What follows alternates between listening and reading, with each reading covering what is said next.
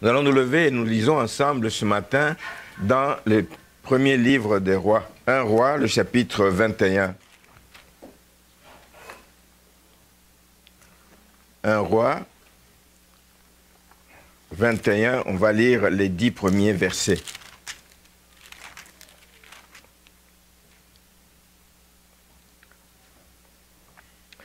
Un roi 21, à partir du verset 1er, je lis. Après ces choses, voici ce qui arriva. Naboth de Jezreel avait une vigne à Jezreel, à côté du palais d'Akab, roi de Samarie. Et Akab parla ainsi à Naboth.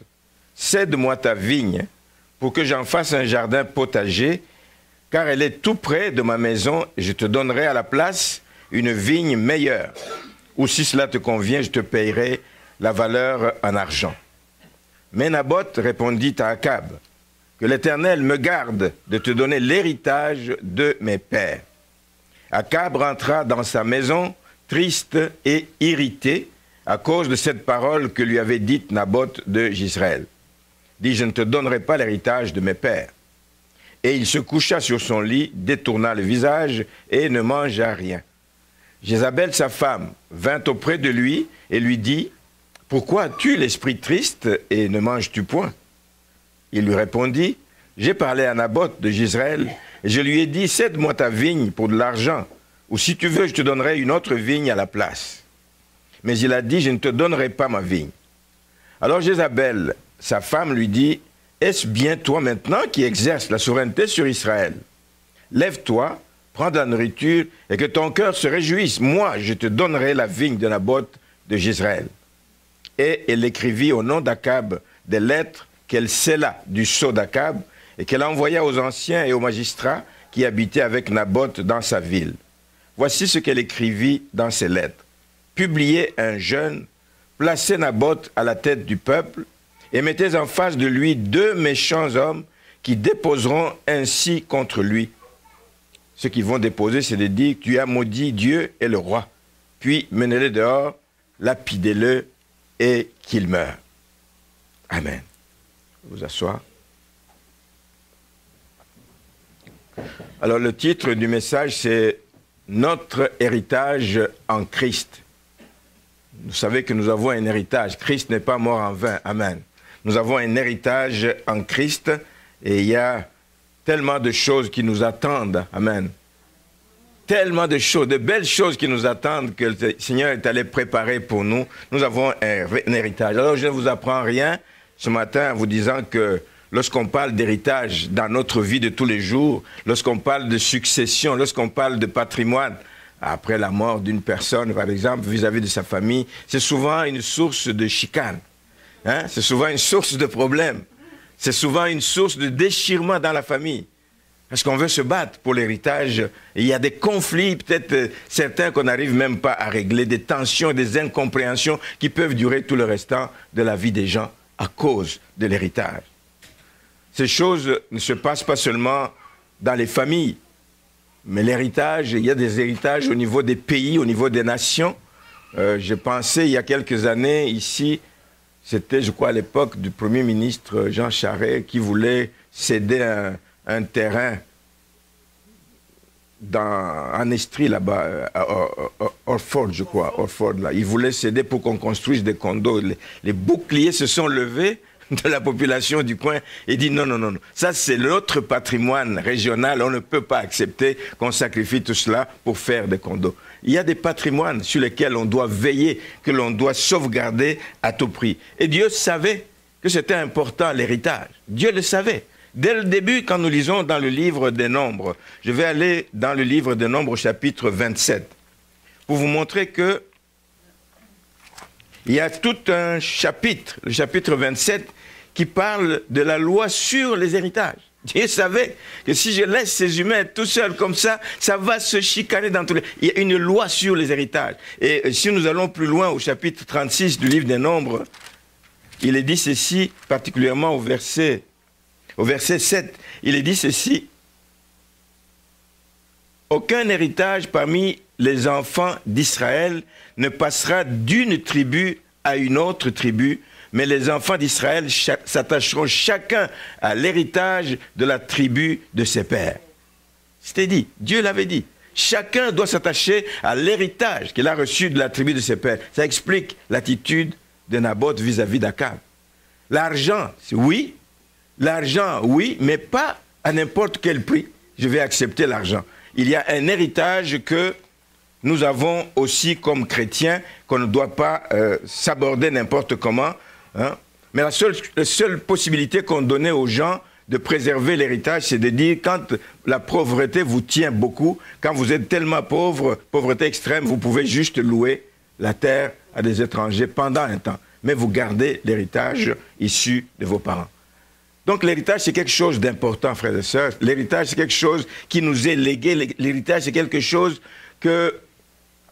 qui est le résultat de beaucoup d'années de travail parfois. Même si parfois c'est des choses symboliques, mais souvent l'héritage, c'est le fruit de longues années de travail, c'est le fruit de longues années de sacrifice, c'est le fruit de longues années de combat.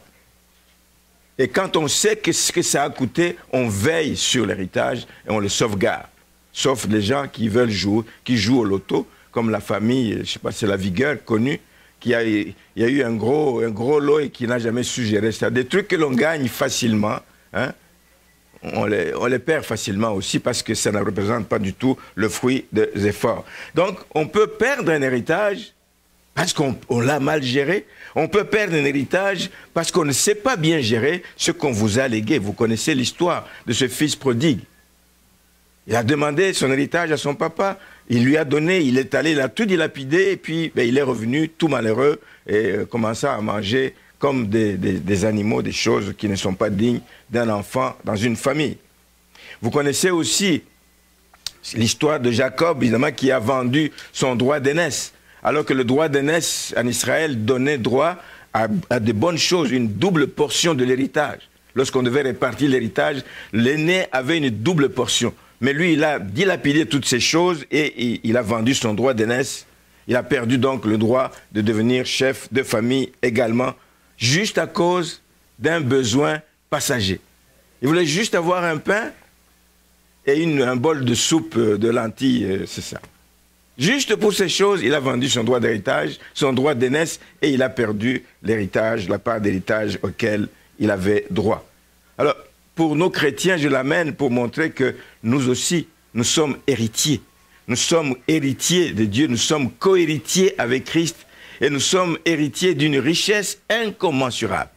Incommensurable. L'héritage des humains ici peut se mesurer, peut déterminer c'est 10 millions, c'est 1 million, c'est 50 000 $, mais la richesse que nous avons en Dieu, c'est incommensurable. Et nous avons droit à un héritage qu'on ne peut pas mesurer.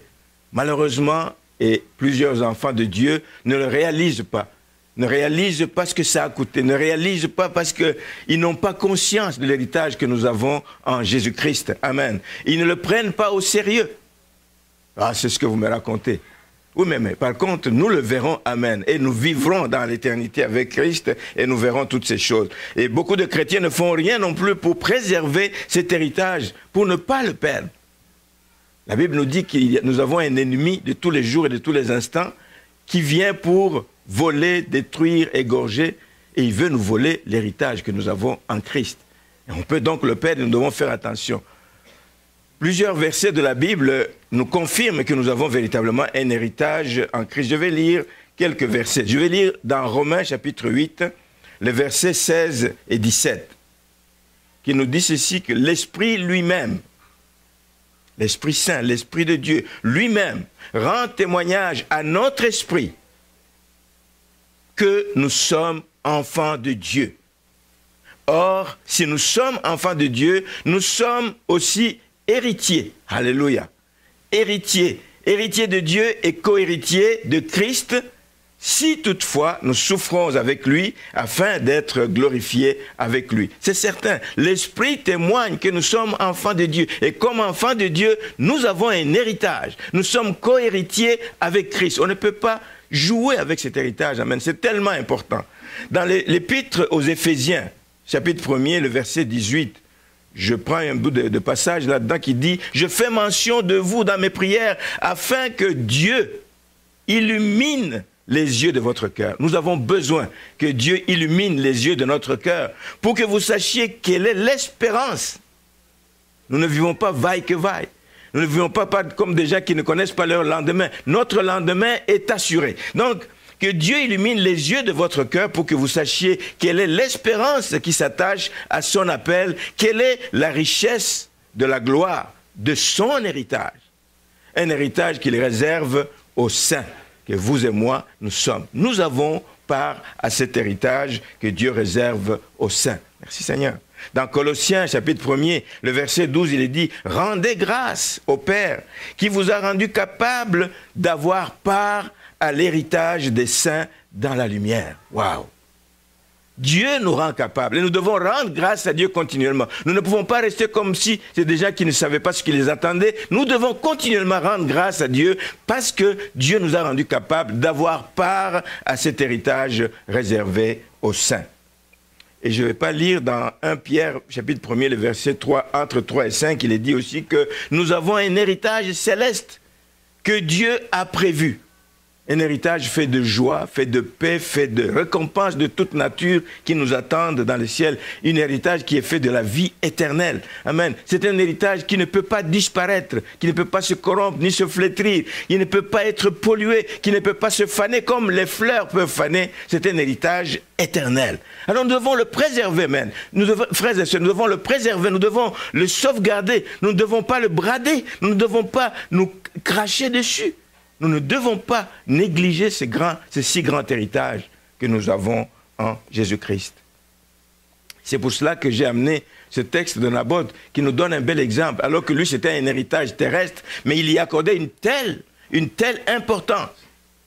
Cet homme avait une vigne. Je venais de dire tout à l'heure qu'une vigne c'était un patrimoine important pour les Juifs, c'était quelque chose d'important. C'était quelqu'un qui avait une grande vigne, c'était un homme riche, un homme stable, un homme respecté dans la société. Il avait une vigne à Jezreel et le roi Akab convoitait cette vigne.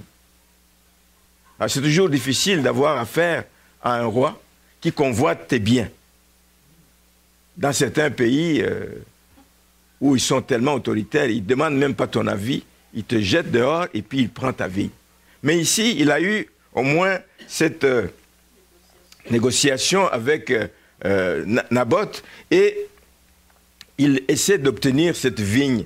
C'est ce que nous voyons dans ce texte au chapitre 1er. Donc, la vigne de Naboth était à côté du palais d'Akab. C'est peut-être ça son problème, son malheur, parce qu'il se levait le matin, quand il regardait dehors, il voyait la vigne de Naboth. Il se déplace, il va manger, il va dans la salle de bain, il sort de là, il voit la vigne de Naboth. Il dit, cette vigne est bien soignée, cette vigne est belle. Il ne la convoite même pas, c'est ça qui est drôle, il ne la convoite même pas parce qu'il veut la garder comme vigne, mais nous allons voir qu'il la convoite parce qu'il veut la transformer pour faire autre chose à la place. Donc, il avait une vigne, il était intéressé par la vigne du voisin et il lui fait une offre. Elle était certainement alléchante. Il dit, non seulement que je vais te donner une autre vigne, mais meilleure à celle que tu as, plus grande à celle que tu as. Je peux te donner de l'argent. Tu fixes toi-même le prix, je vais te donner. Donc c'était une offre irrésistible. Irrésistible. Un terrain de grande valeur ou un montant équivalent. Donc c'est quelque chose qui était une transaction tout à fait normale, tout à fait courante à l'époque. Il pouvait se permettre de le demander à Naboth. Et je me dis que nous aussi, frères et sœurs, nous avons une vigne. Amen. Nous sommes d'ailleurs la vigne du Seigneur. Amen. Mais le fait que nous vivons dans un monde, nous vivons à proximité avec le monde, ça nous amène à des sollicitations de l'ennemi. L'ennemi, c'est Akab. Hein? Il nous sollicite pour avoir ce qui est à nous, ce que nous devons garder précieusement. Il nous sollicite et il nous fait des offres alléchantes, l'ennemi, pour nous offrir des choses ici-bas, pour que nous puissions, nous, abandonner notre héritage céleste que nous avons en Jésus-Christ. Et pour rien au monde, quand on comprend cela, on ne peut accepter une telle offre de l'ennemi. Et l'ennemi, lui, il est conscient de la valeur. Il est conscient de la valeur de notre héritage. C'est pour ça qu'il veut que nous puissions le perdre. Il est jaloux parce que lui n'a pas part à cet héritage. Il est jaloux et il veut que nous puissions le perdre. L'ennemi, donc, est conscient. Il est malheureusement Il en est plus conscient que nous chrétiens. C'est pour ça que je disais au début, les chrétiens, nous sommes négligents, nous ne sommes pas conscients de l'héritage que nous avons en Jésus-Christ et on se comporte n'importe comment. Mais l'ennemi, lui, le sait et il va vouloir nous détourner de cela pour que nous puissions perdre cet héritage. Alors, on voit comme ça beaucoup de chrétiens qui sont tombés dans le piège de l'ennemi. Ils sont tombés dans le piège de l'ennemi, même s'ils ne sont pas totalement tombés, retranchés pour rentrer complètement dans le monde. Mais ces chrétiens ne sont pas fermes dans leur foi. Ils ne sont pas fermes dans leur croyance. Des chrétiens qui ont un pied dedans, un pied dehors. Une partie du temps, ils sont en accord avec Dieu. Une autre partie, ils sont en accord avec l'ennemi. Un chrétien doit être ferme. Amen. Il doit être conscient de la place où Dieu le veut et il ne peut pas se promener ici et là, juste faisant ce que lui semble et tombant sous le coup de manœuvre de l'ennemi. Beaucoup de chrétiens, vous allez voir que beaucoup de chrétiens vivant dans ce monde, vivant dans la société, vont accepter beaucoup d'offres qui sont lucratives au travail. On te propose de t'augmenter les salaires, de te monter de grade, pourvu que tu participes à des magouilles pour rouler le gouvernement, pour fausser des documents, pour faire cela. Donc, beaucoup acceptent d'exposer leur intégrité. Nous devons protéger notre intégrité, frères et sœurs. C'est cette intégrité qui nous permet de rentrer dans notre héritage. Merci Seigneur. Mais beaucoup vont brader ces choses pour des intérêts matériels qu'ils peuvent avoir. Beaucoup vont accepter l'élévation par des voies malhonnêtes. Je pense à Joseph. Joseph pouvait accepter les offres de la femme de Potiphar pour qu'il puisse, il était déjà en faveur du roi, de Potiphar, il était déjà bien considéré par Potiphar, mais il pouvait accepter cela pour renforcer sa position. Mais lui, il a refusé. Beaucoup de chrétiens vont renier justement leur foi pour des supports financiers. Je pense à un serviteur de Dieu que j'ai vu qui, à un moment donné, a failli tomber dans le piège d'accepter d'aller dans des églises apostates qui renient la foi. Il sait bien que ces gens sont en dehors de la foi chrétienne parce qu'ils font des choses contraires à ce que la parole de Dieu nous demande, mais il accepte d'y aller pour avoir un poste rémunérateur. Beaucoup de chrétiens sont exposés à ce genre de situation et nous devons vraiment faire attention à cela. Ce que nous voyons qui se passe avec Akab ici dans le chapitre que nous avons lu au verset 2, on voit que Akab veut acquérir la vigne. Je l'ai dit, mais il ne veut pas acquérir la vigne parce qu'elle est belle, parce qu'elle produit beaucoup de fruits, parce que le vin qui en sort est un vin de bon goût, mais il veut acheter, il veut acquérir cette vigne pour en faire un potager. Pour en faire un potager. La Bible nous dit, c'est Jésus qui parle dans l'évangile selon Jean au chapitre 15, verset 1er, Jésus qui se compare au cep. Je suis le cep et vous êtes les sarments. Amen. Je suis le cep et vous êtes les sarments. Si le cep est coupé, si le cep est arraché, frères et sœurs, les sarments vont mourir, cela va de soi. Si on arrache cette vigne, il n'y aura plus de fruits, les sarments vont mourir.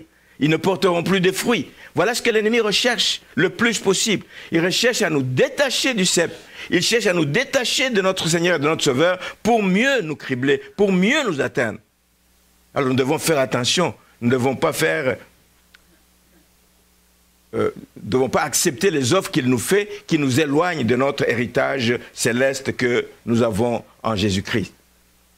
Ce que nous voyons, et que j'apprécie comme réaction et que j'encourage que nous ayons aussi comme réaction, comme enfants de Dieu, c'est la réaction de Naboth au verset 3. Mais Naboth répondit à Akab que l'Éternel me garde de te donner l'héritage de mes pères. Une réponse ferme. Même si l'offre vient du roi, il n'a pas peur du roi. Il dit, mon héritage reçu de mes pères est plus important que tout. Que Dieu me préserve de te donner l'héritage de mes pères. Même si l'offre vient du roi, même si c'est sous la menace, même s'il pouvait user de force, lui, il a opposé un refus catégorique. C'est pour ça que j'appelle les chrétiens à être fermes dans notre position. Le refus que lui a opposé au roi, il était motivé par deux objets principaux. Il était motivé par le fait que cette vigne, c'est une bénédiction de Dieu. Il ne peut être substitué par rien d'autre. C'est Dieu qui l'a donné à sa famille et donc rien ne peut remplacer cette bénédiction venant de Dieu. La vigne était un héritage familial, il l'a dit, et je ne veux pas la brader. La décision de Naboth n'est pas basé sur des calculs matériels, sur des affaires comme nous voulons en faire. On dit, bon, ok, si c'est le roi qui fait ça, je vais monter les enchères. Non, sa décision n'est pas du tout basée sur ça. Il ne refuse pas parce qu'ils ne se sont pas mis d'accord sur le prix ou sur le type de vigne qu'il voulait lui offrir. Il dit, cette vigne a une valeur pour laquelle je ne peux pas céder, donc cette vigne, même au roi. Il s'est basé sur des principes de fidélité, des principes bibliques qui doivent guider les enfants de Dieu. La fidélité aux ordres que Dieu nous a donnés. Nous l'avons lu tout à l'heure dans le livre des Nombres, hein, au chapitre 36, verset 7. Nous l'avons dit, comment Dieu a dit que l'héritage dans une famille ne doit pas passer d'une tribu à une autre. Ça doit rester. C'était l'ordre de Dieu et il veille sur ça. Il veut rester fidèle. Il veut s'attacher à l'héritage de ses pères. Alors nous-mêmes, frères et sœurs, ne nous laissons pas guider, évidemment, par des considérations matérielles dans ce qui peut nous éloigner, évidemment, de notre héritage spirituel. Pensez aux gens de... Quand le peuple marchait dans le désert en destination de la terre promise, ils savaient que Dieu leur disait, c'est au-delà du Jourdain que la terre promise, c'est au-delà du Jourdain. Mais les tribus de Ruben et de Gad, eux, ont préféré rester en deçà du Jourdain. Parce qu'ils trouvaient, ah, ça c'est propice pour guider par des intérêts matériels et passant à côté de la bénédiction que Dieu avait prévue pour eux. Et j'aimerais, frères et sœurs, ce matin, vous dire qu'il y a des choses dans la vie, il y a des attitudes dans la vie que Dieu attend de ses enfants. Il y a des attitudes d'intégrité que Dieu attend de ses enfants. Il y a cette attitude de fidélité que Dieu attend de ses enfants. Et c'est ça qui va dénoter de notre part la crainte que nous avons vis-à-vis de notre Dieu. Naboth l'a compris et Naboth s'est conformé. Il dit que l'Éternel me garde. C'est lui qui a dit que ça doit rester dans la tribu, donc que l'Éternel me garde de te donner l'héritage de mes pères. Puissions-nous, nous aussi, comprendre ce que Dieu attend de nous et que nous puissions demeurer fidèles à ce qu'il nous commande de faire. Et donc, dans les choix, quels qu'ils soient, que nous devons faire dans la vie, tous les différents choix que nous devons prendre dans la vie, nous devons toujours nous demander, est-ce que le choix que je fais tient compte de ma volonté ? Est-ce que le choix que je fais tient compte seulement de la volonté de ceux qui m'entourent parce que j'ai peur du qu'en dira-t-on, j'ai peur de ce que ma famille va dire, de ce que ma famille va penser, ou alors les choix que je fais sont dictés par ce que Dieu attend de moi. Ça devrait être ça. C'est ce que Dieu attend de nous qui doit primer dans nos choix et dans toutes nos décisions. Et je vais vous encourager ce matin à toujours chercher à être en accord avec Dieu, même si cela peut déplaire à notre épouse, même si cela peut déplaire à nos parents, même si cela peut déplaire à nos familles, à nos amis, à nos chefs, etc. Mais cherchons toujours à être en accord avec Dieu. Et vous devez vous douter que lorsque nous le faisons, nous ne sommes pas en train de nous attirer la faveur de l'ennemi. Il y a des conséquences qui vont arriver, des conséquences qui peuvent être douloureuses, comme celles qui vont arriver à Naboth. On voit qu'au chapitre, à partir du verset 4, Akab rentre dans sa maison triste et irrité. L'ennemi aussi, quand il vient chercher à nous induire en erreur, chercher à nous éloigner des voies de Dieu, la Bible nous dit dans l'épître de Jacques, résistez au diable et il fuira loin de vous. Il va fuir furieux, il va fuir mécontent, c'est la même chose. Mais ce que nous devons faire, c'est de résister. Et il va y avoir des conséquences, comme nous voyons pour Naboth ici. On voit que pour Naboth, le fait d'avoir résisté, d'avoir refusé, d'avoir opposé son refus au roi, Akab, le roi Akab est rentré triste et irrité. Et vous le savez, autant que moi, que l'ennemi est tenace. Il ne lâche pas. Il revient sous d'autres formes. Il va chercher des jours meilleurs, il va chercher d'autres occasions meilleures pour nous atteindre. Ici, l'ennemi est revenu à la charge, pas par Akab, mais par l'épouse d'Akab. Et l'ennemi, donc, ne s'avoue jamais vaincu. Il revient avec d'autres tactiques, avec d'autres méthodes. Et cette fois-ci, c'est un complot qui est ourdi par la femme d'Akab, Jézabel, pour faire tuer Naboth. L'ennemi cherche à nous cribler, l'ennemi cherche à nous tuer, c'est sa mission. Il vient pour dérober, pour égorger, pour tuer. Et tant qu'il n'est pas parvenu, il va revenir sous différentes formes. Il va nous attendre à un autre tournant de la vie, mais il reviendra et il reviendra continuellement. Donc, attendons-nous, frères et sœurs, que face à notre résistance, face à notre fermeté, face à notre positionnement, un enfant de Dieu a pris position et il demeure ferme dans sa position. Face à notre fermeté, attendez-vous que nous perdions des choses là-dedans. Nous allons perdre parfois des amis. Nous allons perdre des gens qui nous aimaient, qui nous fréquentaient, qui vont s'éloigner de nous à cause de notre fermeté. Ce qui va arriver à cause de notre fermeté, c'est que des gens autour de nous vont devenir agressifs vis-à-vis de nous, au point même de monter des complots contre nous, comme nous le voyons ici. Naboth n'avait rien fait pour qu'on aille monter ce complot, qu'il a maudit Dieu et le roi.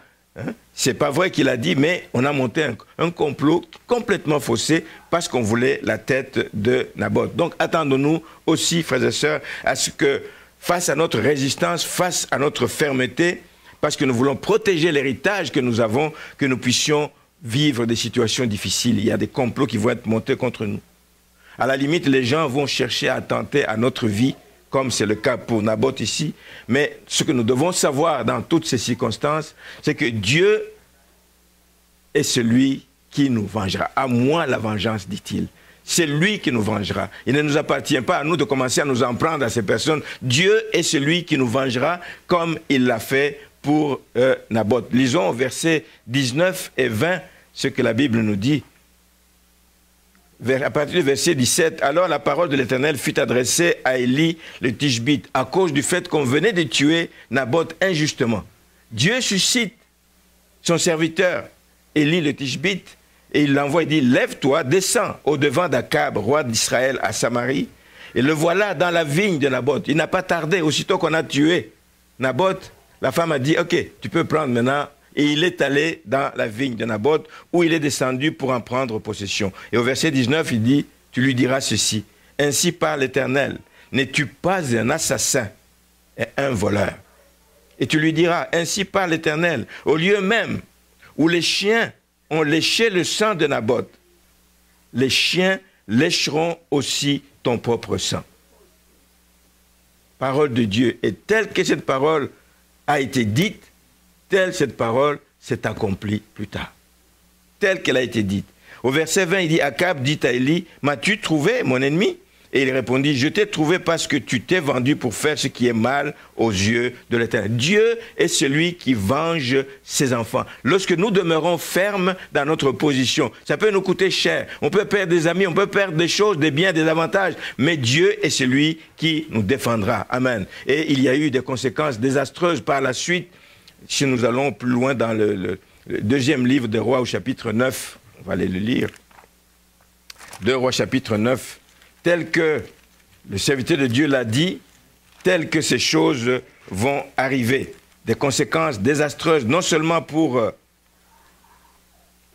Jézabel elle-même, mais pour la famille même, la maison d'Akab. 2 Rois chapitre 9, le verset 33, il est dit ceci. 2 Rois chapitre 9.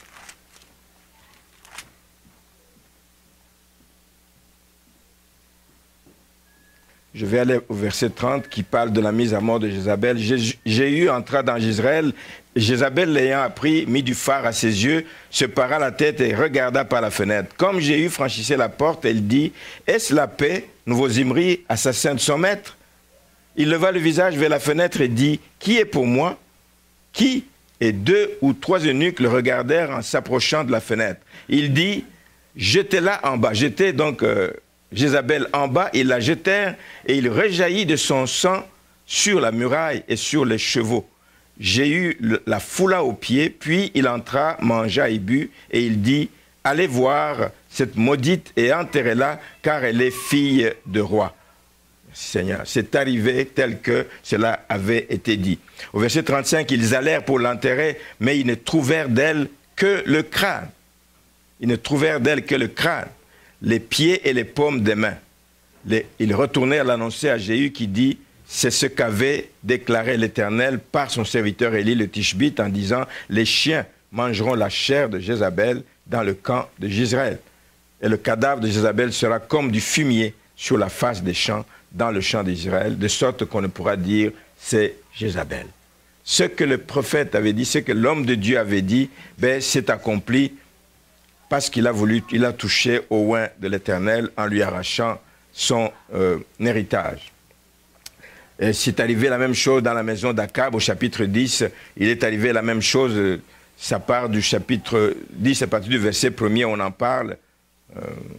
Mais je vais juste lire le verset 6. J'ai eu leur écrivit une seconde lettre où il était dit « Si vous êtes à moi et si vous obéissez à ma voix, prenez les têtes de ces hommes, fils de votre maître, et venez auprès de moi et demain à cette heure à Jezreel. » Or, les 70 fils du roi, donc les 70 fils du roi Akab étaient chez les grands de la ville qui les élevaient. Quand la lettre leur fut parvenue, ils prirent les fils du roi et ils égorgèrent ces 70 hommes, puis ils mirent leurs têtes dans des corbeilles et les envoyèrent à Jéhu à Jezreel. Donc, catastrophe dans la vie de Akab, dont la famille, les 70 enfants ont été tués. Sa femme a été mangée par des chiens, tel que la parole de Dieu l'avait dit. Amen. Je termine ce matin en disant que la vie chrétienne, frères et sœurs, est une vie de persévérance. C'est une vie de persévérance, c'est une vie de fermeté, c'est une vie de positionnement. Nous devons rester fermes dans ce que nous avons choisi de suivre. Et lorsque ça touche, évidemment, notre héritage spirituel, mais il faut se battre pour le garder. Il faut se battre pour résister jusqu'au sang même. C'est un héritage qui a coûté la vie à Jésus-Christ, qui a coûté la vie de Jésus-Christ à la croix. Ce n'est pas un héritage que nous avons eu n'importe comment, mais c'est à coûter la vie de Jésus-Christ à la croix. Non seulement nous devons le protéger, nous devons aussi le sauvegarder à tout prix. Il n'est pas possible pour un enfant de Dieu d'être neutre. Nous devons persévérer, être fermes dans une position donnée.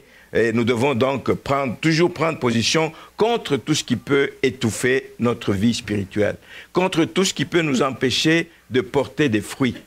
Je lisais un courriel qu'une sœur de l'Église m'a envoyé, me montrant ce qui se passe dans certaines églises aux États-Unis, en Australie, etc. Frères et sœurs, nous devons faire attention à ces choses. On ne peut pas juste en entendre parler et dire oui, ça ne nous concerne pas, ça ne nous touche pas. Aujourd'hui, le monde est devenu comme un petit village. Ce qui se passe en Australie arrive très vite au Canada. Ce qui se passe ici arrive très vite en Afrique. Il y a donc une telle communication. Nous devons prendre position. Il y a des choses sur lesquelles nous ne devons pas lésiner, nous ne devons pas accepter de flancher, de plier même d'un petit peu. Nous devons continuellement rechercher tout ce qui nourrit notre foi et rejeter tout ce qui nous éloigne de la foi que nous avons en Jésus-Christ. Nous devons donc rechercher tout ce qui nourrit notre foi.